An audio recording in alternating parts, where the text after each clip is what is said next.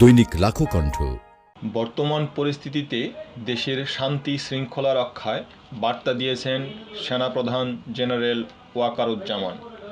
সোমবার সাভার সেনানিবাসে ফায়ারিং রেঞ্জে এক অনুষ্ঠানে প্রধান অতিথি হিসাবে বক্তব্য দেন সেনাবাহিনীর প্রধান। এ সময় নির্বাচিত সরকার দায়িত্ব না নেওয়া পর্যন্ত দেশের শান্তি শৃঙ্খলা রক্ষায় ধৈর্যের সঙ্গে দায়িত্ব পালন করতে সেনা সদস্যদের নির্দেশ দিয়েছেন সেনাপ্রধান। পাশাপাশি কাজের সময় অতিরিক্ত বল প্রয়োগ না করার বিষয়টিও তুলে ধরেন তিনি। সে সময় সেনাপ্রধান বলেছেন, মাঝে মাঝে কাজ করতে গিয়ে কিছু সময় বল প্রয়োগ হয়ে যায়।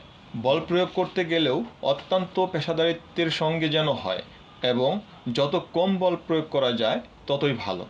সেনাপ্রধান বলেন, দেশ ও জাতির জন্য আমাদেরকে কাজ করে যেতে হবে।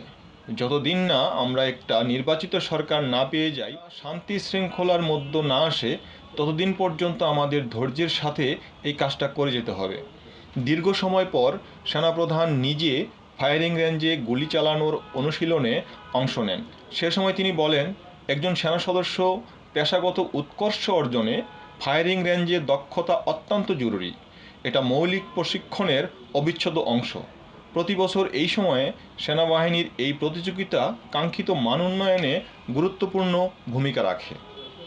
সাভার সেনাবাহিনীর নবম পদাতিক ডিভিশনের জেওসি মেজর জেনারেল মঈন খান সহ সেনাবাহিনীর ঊর্ধ্বতন কর্মকর্তারা উপস্থিত ছিলেন।